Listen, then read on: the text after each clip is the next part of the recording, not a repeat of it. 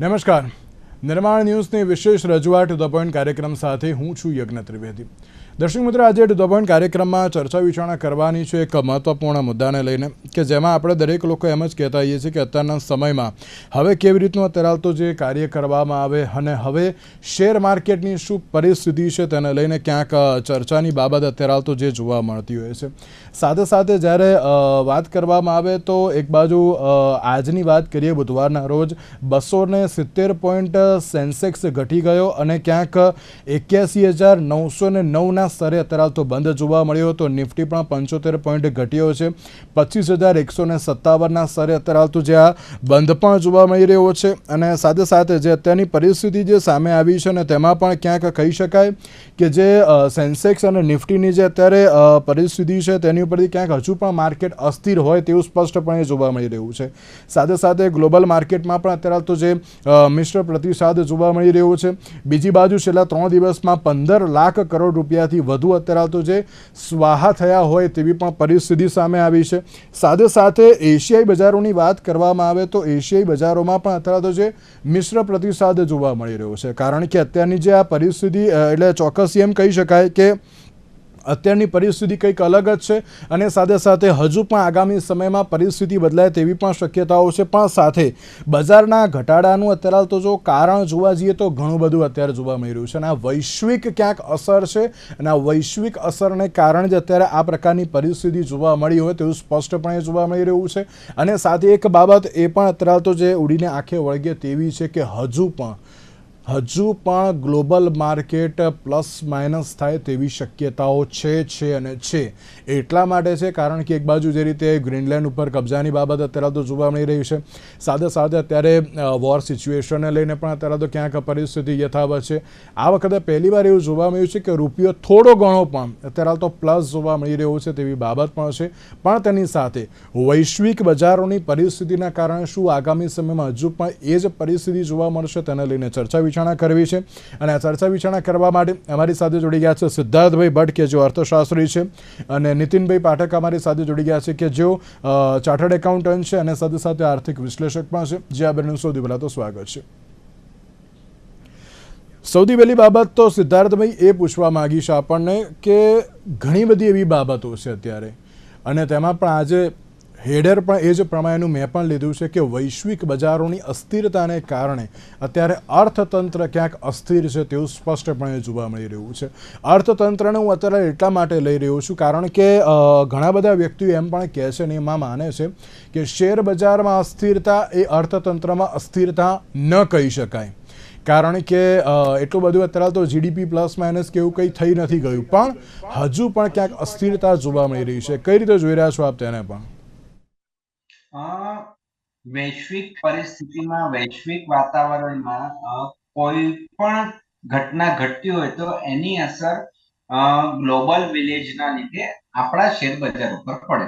પરંતુ આ સમજવા માટે ઉદાહરણ આપું કે આપણે નદી છે તો વિશ્વ દરિયો છે.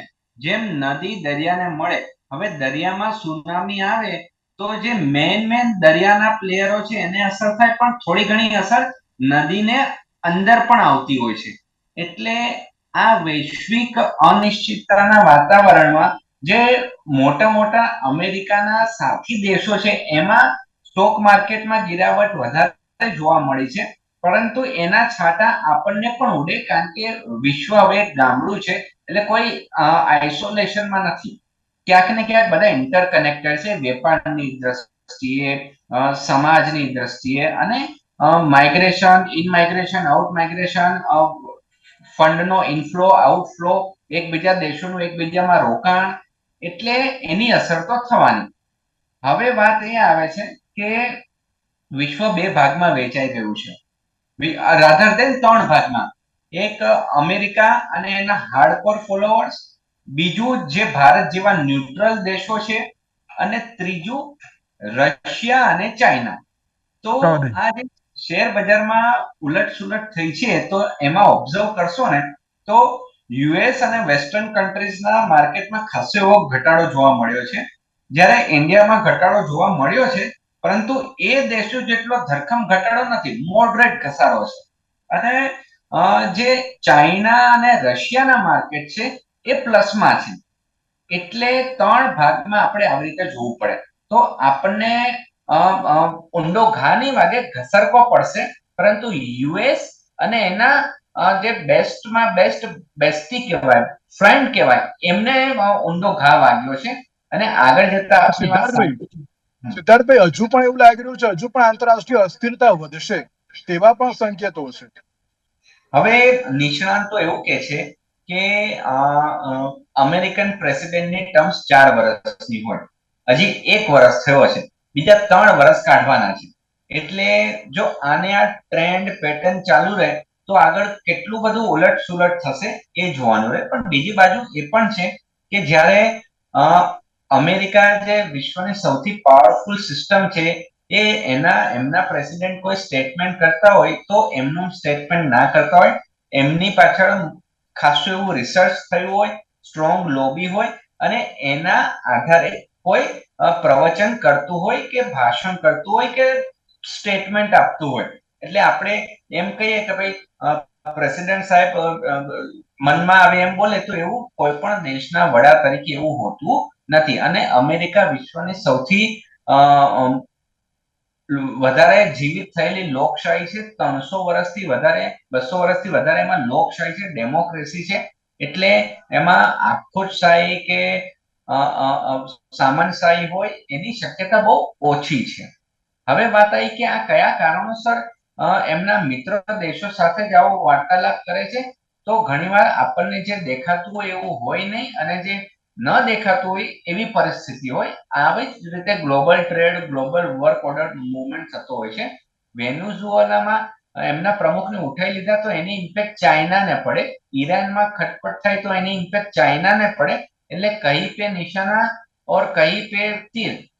આવી જ રીતે જે ગ્રીનલેન્ડની વાત કરવામાં આવે છે તો એ સ્ટ્રેટેજિક દ્રષ્ટિએ ત્રિવેણી સંગમે ઊભું છે. કારણ કે એક બાજુ રશિયાનો ડોળો છે, ચાઇના પેનિટ્રેટ કરી રહ્યો છે, તો યુએસને એને સુપ્રીમેસી જાળવી રાખવા માટે આ રીતના ટેક્ટિક્સ યુઝ કરતા હોય. હવે વાત આવે ભારતીય શેર બજારની, તો ભારતીય શેર બજારમાં એની કંપનીઓનું મોટું એક્સપોઝર વિધિન ઇન્ડિયા છે, ભારતની અંદર જ છે.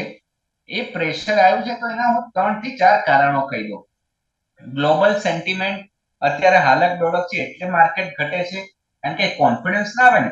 બીજું કારણ, એફઆઈઆઈ સતત સેલ કરી રહ્યું છે. એફઆઈઆઈ કેમ સેલ કરી રહ્યું છે? ડિસેમ્બર તો પૂરો થઈ ગયો, ક્રિસમસ પૂરો થઈ ગયો, પરંતુ સેલ એટલા માટે કરી રહ્યું છે કે એ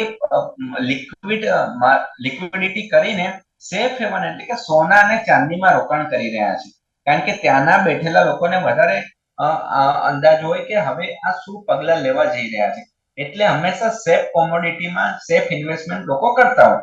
એટલે એના કારણે. અને બીજું, આપણા લિસ્ટેડ કંપનીઓના ઓન એન એવરેજ થર્ડ ક્વાર્ટરના રિઝલ્ટ થોડા નબળા આવ્યા છે.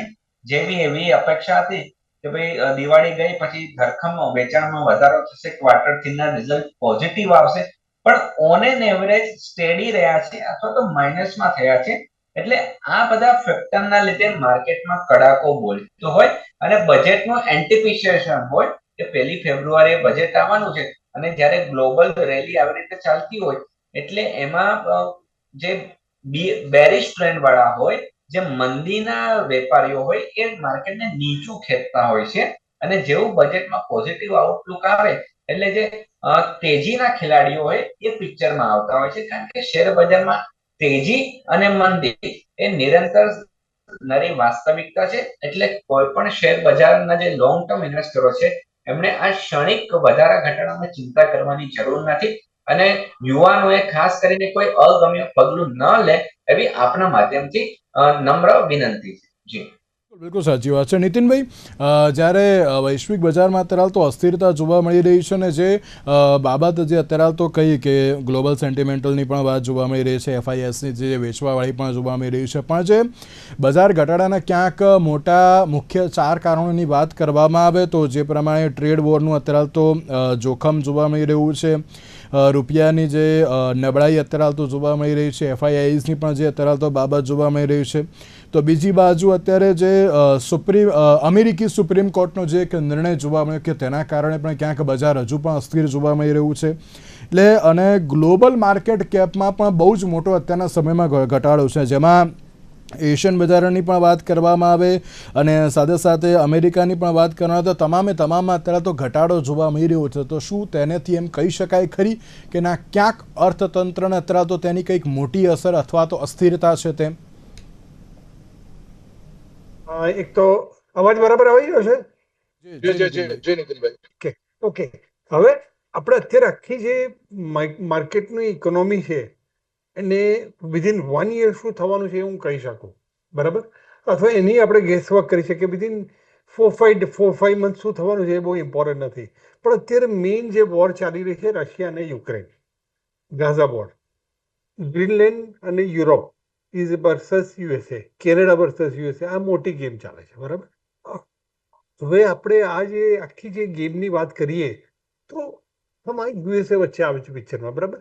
તો યુએસએનું ઇમ્પોર્ટ અને એક્સપોર્ટની જો ફિગરો આપણે જો જોઈએ ને તો મેં આખો સ્ટડી કર્યો. યુએસએ કોની જોડે ટ્રેડ વધારે કરે છે? તો મેક્સિકો, દેન કમ્સ કેનેડા, દેન કમ્સ ચાઇના અને ઇન્ડિયા. એને 3 કે 4% જ આખું ઇમ્પોર્ટ એક્સપોર્ટનું ટોટલ ટ્રાન્ઝેક્શન છે. ઓકે, યુરોપ જોડે એ લોકોનું ટ્રાન્ઝેક્શન 18-20% છે ઇમ્પોર્ટ અને એક્સપોર્ટ. એટલે જે અત્યારે જે યુએસએ જે ધમકી આપી છે કે ભાઈ અમે તમારા પર ટેરિફ નાખીશું, તો એ ટેરિફ નાખશે તો સામે એ લોકો ઇમ્પોર્ટ અને એક્સપોર્ટ બંને થાય છે. એટલે એમને એટલી વસ્તુ મોંઘી પડવાની છે, એટલે એની અસર કોઈ જગ્યાએ પડવાની નથી. ઓકે, એટલે તમે આખે ઓવરઓલ જ્યારે તમે ઇકોનોમીની વાત કરો તો ઇન્ડિયાનો જે સ્ટ્રોંગ પોઈન્ટ છે, ચાઇનાનો જે સ્ટ્રોંગ પોઈન્ટ છે એ બિયોન્ડ ઇમેજિનેશન છે, બરાબર? હવે મારો જે પહેલી વસ્તુ જે કહેવાની છે કે અત્યાર સુધી ઇન્ડિયા જે આખી જે આપણી જે ઇકોનોમી હતી એ ડિપેન્ડ હતી ઓઇલ ઉપર. અત્યારે ઓઇલમાં આપણે જે સોલર એનર્જી ને જે આપણે જે એનર્જીને જે આપણું જે એનર્જી પ્રોડક્શન જે થઈ રહેવાનું છે આખું તમે, તો એમાં આપણી એનર્જી સરપ્લસ કન્ટ્રી થઈ જઈશું વિધિન 10 years. અને આપણે જે ગ્રીન જે ગો છે એ ગ્રીન ગોમાં પેલા લોકોને તો એમની જે ઇકોનોમી છે એને આખું પેલું પહેલા આખી કન્વર્ટ કરવી પડશે ને કરશે. આપણી તો ઇકોનોમી અત્યારે જે આપણો જે ગ્રીન પ્રોજેક્ટ છે એમાં હાઇડ્રોજન, સોલર, એ બધામાં આપણે એવી રીતના આગળ આવવાની છે કે આપણને કોઈ વાંધો આવવાનો જ નથી. જે આખી જે અર્થ જે આખી જે ઇકોનોમી જે ડિપેન્ડ છે એમાં પહેલાં આપણે ખાલી સોફ્ટવેર એક્સપોર્ટ કરતા હતા, હવે આપણે એકાઉન્ટિંગ એક્સપોર્ટ કરીએ છીએ, મેડિકલ એક્સપોર્ટ કરીએ છીએ. એટલે અને જે ઇન્ડિયામાં જે મેઇન જે 4 જે ઇસ્યુ હતા, રેલ, રોડ, સેટેલાઇટ નેટવર્ક, અત્યારે જે એ 3 જે નેટવર્ક છે એને લીધે ઇન્ડિયામાં કોઈને પણ એક્સપોર્ટ કરવું હોય, ઇન્ડિયા પાસે એજ્યુકેટેડ ક્વોલિફિકેશન પર્સન છે. તમે ઇન્ડિયાનો ગ્રોથ રેટ તમે કન્ટિન્યુઅસ જુઓ તો 6.4, અને હમણાં આઈએમએફે કીધું હતું કે ટોટલ જે વર્લ્ડનો ગ્રોથ છે એનો 20% ઇન્ડિયામાં ગ્રોથ છે. એટલે ઇન્ડિયામાં તો કોઈ પણ શેર માર્કેટને કંઈ થવાનું જ નથી. ગોલ્ડ સિલ્વર વધે ના વધે, ગોલ્ડ જેટલું વધશે, ગોલ્ડ જેટલું ઇન્ડિયા પાસે છે ને ચાઇના પાસે છે એટલું વર્લ્ડના કોઈની પાસે છે જ નહીં.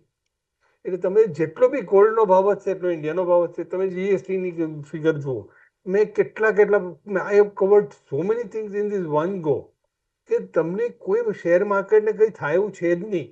લોકોએ તો શેરમાં ઊંધું ઘાલીને પૈસા મૂકવા જોઈએ, કશું વિચારવાનું જ નથી. ચાહે સ્મોલ સેક્ટર હોય, લાર્જ સેક્ટર હોય.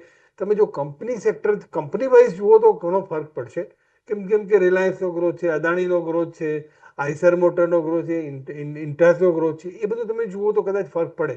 પણ ઓવરઓલ કોઈ જગ્યાએ કોઈ ફરક પડવાનો છે જ નહીં. તમે જીડીપી જુઓ, અત્યારે આટલી ટેરિફ વચ્ચે છતાં પણ ઇન્ડિયાનું એક્સપોર્ટ ચાઇના અમેરિકા સાથે વધ્યું છે.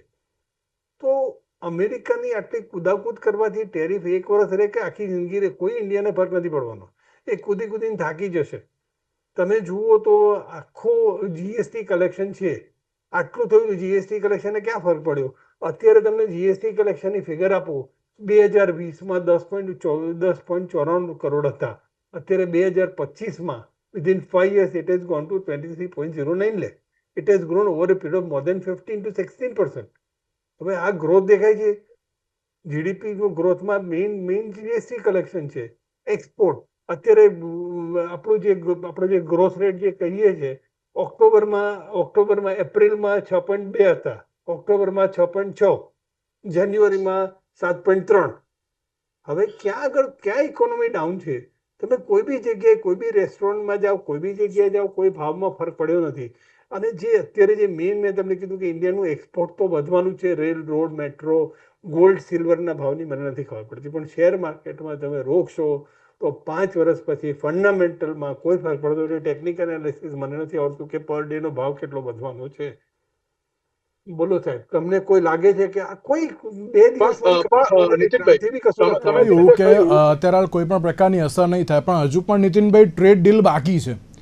ટ્રેડ ડીલ જો અત્યારે હાલ થશે કે અત્યારે હાલ કેવી રીતની થશે તેને લઈને પણ ક્યાંક હજુ અસમંજસતા તો ખરી જ ને. ટ્રેડ ડીલ જે બી થશે એ ઇન્ડિયાની ફેવરમાં જ થવાનું છે. ઇન્ડિયા કેમ ઉતાવળ નથી કરતું? ટ્રેડ ડીલ ને ડીલ કરતા લગભગ છે ને, જ્યારે કોઈ પણ આવા જે ટ્રેડ એગ્રીમેન્ટ થાય ને, તો એ over a period of time 5 to 10 years થાય. એ આટલા બધા જલ્દી પોસિબલ જ નથી. ઇન્ડિયાએ જે રીતના હેન્ડલ કર્યું છે, તો એમાં મને કોઈ નથી લાગતું કે તમને ઇન્ડિયાની વર્લ્ડની ઇકોનોમીની વાત કરીએ, ઓકે, તો મારા પ્રમાણે ટ્રેડ ડીલ કર્યા પછી પણ ઇન્ડિયાને અત્યારે ટ્રેડ ડીલ નથી, અત્યારે લોકો ટેરિફ નાખ્યું તો બી ઇન્ડિયાનું એક્સપોર્ટ વધ્યું જ છે. Can you believe? જી. તો ભાઈ જે ઇશ્યુ એ છે કે આપણો ચોથો નંબર આવી ગયો જાપાનથી આગળ જતા રહે. હવે અત્યારે ઇશ્યુ એક જ છે કે 996 ઇન્ડિયાના જે યુથનું જે કલ્ચર છે, R they ready to work 996? then India would be on top. This is the only thing which is pending before us. અને એ અત્યારે આખા યુથની જે કામ કરવાની હેબિટ છે, કે તમને નહીં માનો કે ઇન્ડિયાનો ગ્રોથ તમને રોડ ઉપર બધી જગ્યાએ દેખાશે. ફોરેન જાઓ, ઇન્ડિયામાં જાઓ, ગમે ત્યાં જાઓ. મેં તમને કીધું અત્યારે 10 ડિફરન્ટ ઇકોનોમીમાં કીધું તો નીતિનભાઈ, એક વસ્તુ આમાં એડ પણ કરવા માંગીશ. આપણે ટેરિફની વાત કરી, ટ્રેડ ડીલની પણ વાત કરી. બીજી બાજુ ભારત અને યુરોપિયન યુનિયન વચ્ચે પણ EU ચીફ કમિશન ચીફ દ્વારા જે કહેવામાં આવ્યું હતું કે હવે અમે જે અત્યારે તો જે ટ્રેડ એગ્રીમેન્ટ કરીશું અથવા 200 કરોડ લોકોને નવું બજાર પણ મળશે. આ ફ્રી ટ્રેડ એગ્રીમેન્ટ અત્યારે તો જોવા મળી રહ્યું છે કે આ જે ટ્રેડ એગ્રીમેન્ટ છે તેનાથી ટ્રમ્પની ટેરિફને અસર ઘટાડવાની પણ હજુ તૈયારી બતાવવામાં આવી છે. આ ટ્રેડ એગ્રીમેન્ટથી પણ આપ તેને પણ કઈ રીતે જુઓ છો? તો પહેલાની તો વાત છે કે યુએ કીધું ને કે we are going to have a very good deal with India. આ 3 દિવસ પહેલાનું સ્ટેટમેન્ટ છે યુના ચીફનો. So that is what you are referring. તમે આને રિફર કરો છો એટલે EU વાળાને અત્યારે તમને કહું કે આ EUને પણ ઇન્ડિયાની જરૂર છે. EU પણ આપણને એક્સેપ્ટ કરે છે. એટલે બેઝિક જે ઇન્ફ્રાસ્ટ્રક્ચર જે ડેવલપમેન્ટ છે જે થઈ રહ્યું છે, પ્લસ જે ઇન્ડિયામાં સૌથી મોટી વસ્તુ છે ડેમોક્રેસી છે. ડેમોક્રેસીને લીધે તમે મહારાષ્ટ્રનું ઇલેક્શન જુઓ તમે, તો લોકોને ખબર છે કે કોને જીતાડવા, કોણે કામ કર્યું, કોણે નથી કર્યું. એને લીધે કોઈ પણ પોલિટિશિયન જેમ કે કોઈ કન્ટ્રીમાં, રશિયામાં છે કે કોઈ બી અમેરિકામાં જે આ રીતના જે પોલિટિશિયન જે મિસબિહેવ કરી શકે છે, ઇન્ડિયાના કોઈ પણ નરેન્દ્ર મોદી સાહેબે કોઈ બી સ્ટેટમેન્ટ જોયું એક પણ વિરુદ્ધ ટ્રમ્પની વિરુદ્ધ બોલ્યા? એમની મેચ્યોરિટી લેવલ જુઓ. આ ટ્રમ્પ અને આ બધા જે મિસબિહેવ કરે છે, they are not a matured country. એના પરથી લાગે છે. મને નથી લાગતું કે ઇન્ડિયાની શેર માર્કેટ તો ભલે ને 83,000 અત્યારે 82,000 ઇન્ડેક્સ છે, તમે શેર લઈ લો, ભૂલી જાઓ, પણ you don't buy for 1 month 2 months, buy for 6 months. એટલે હવે સવાલ sell the gold and go there. આગામી સમયમાં સિચ્યુએશન અત્યારે તો કેવી રીતની જોવા મળશે? સિદ્ધાર્થભાઈ, છેલ્લા 3 દિવસથી અત્યારે તો બજારમાં ઘટાડો યથાવત છે. આગામી સમયમાં હજુ પણ ટ્રેડ ડીલને લઈને જે શક્યતાઓ છે, EU કમિશનનું જે અત્યારે તો જે સ્ટેટમેન્ટ સામે આવ્યું છે, 3 દિવસમાં 15 લાખ કરોડ તો અત્યારે સ્વાહા થઈ જ ગયા છે ઇન્વેસ્ટર્સના. પણ તેની સાથે હજુ પણ એમ કહેવાય ને, તમામ બાબતોની વચ્ચે ભારતનું અર્થતંત્ર સ્થિર અવસ્થામાં જોવા મળી રહ્યું છે. એટલું બધું ડામાડોળ થયું નથી. તો શું લાગે છે આગામી સમયમાં પણ અત્યારે તો એ જ પ્રમાણેનું સ્ટેબલ જોવા મળશે? 100% સ્ટેબલ જોવા મળશે. અને અત્યારે જે થઈ રહ્યું છે પ્રાઇસ કરેક્શન થઈ રહ્યું છે, કારણ કે કોરોના પછી જે રીતે માર્કેટ સતત ને સતત ચાલી રહ્યું, એટલે અમુક જે નોન પરફોર્મિંગ કંપની હતી જેના સારા રિઝલ્ટો નહોતા આવતા, એનો પણ ભાવ વધી ગયો હતો. તો અત્યારે પ્રાઇસ કરેક્શન થઈ રહ્યું છે. જે કંપનીના ફંડામેન્ટલ મજબૂત છે એને તો આમે કોઈ વાંધો નથી આવવાનો, અને જે લોંગ ટર્મ ઇન્વેસ્ટર છે એને ચિંતા કરવાની જરૂર નથી. જે સટોડિયા છે એમના નાણાં પૈસા ધોવાઈ જવાના એ વાત નક્કી છે. પરંતુ આ બધું પેપર ઉપર ફ્લક્ચ્યુએશન છે કે તમે થોડો વેઇટ કરશો, લોંગ ટર્મ પર્સપેક્ટિવ થી વિચારશો તો પાછી માર્કેટ એની જે ખોયેલી પોઝિશન છે એ પાછી ફતેહ કરી લેશે, પાછું જીતી લેશે. એટલે ટૂંકા ગાળા માટે આવું કોઈ પેનિક કે ચિંતા કરવાની જરૂર નથી. અને આપણું યુએસમાં એવું કઈ ખાસ મેજર એક્સપોર્ટ છે નહીં, છે પરંતુ એની જીડીપી ને ઇન્ડિયન ઇકોનોમીને એવી કઈ ખાસ અસર ના પડે. અને જ્યાં સુધી રહી વાત ફ્રી ટ્રેડ એગ્રીમેન્ટની, તો વિશ્વના બીજા દેશોને, યુરોપને, અમેરિકાને અને બાકીના દેશોને, ઇવન ઇન્ક્લુડિંગ ચાઇના, એને ભારતની જરૂર છે. ભારતને સિદ્ધાર્થભાઈ, વૈશ્વિક અસ્થિરતા તો જોવા મળશે ને અત્યારે. હા બરાબર. જો આ કે ના જો હું સરળ ભાષામાં કહું તો તમારા બાજુવાળાને શરદી થઈ હોય તો એના જમ્સ થોડા આપણને લાગે એટલે આપણને 2-3 છીકો આવે, પરંતુ આપણને ન્યુમોનિયા ના થાય કારણ કે આપણે દૂર છે એની સાથે, એટલા બધા ઇન્ટિગ્રેટ નથી થયા. જ્યારે યુરોપ અને યુએસ તો એકબીજા સાથે એટલા બધા ઇન્ટિગ્રેટ થઈ ગયા છે કે બંનેને સેપરેટ કરવા ઘણીવાર અશક્ય થઈ જાય. અને આપણું એક્સપોઝર જ એટલું બધું નથી એટલે સેજ આમ ઘસરકો પડે કે એનાથી વધારે કઈ થવાનું નથી.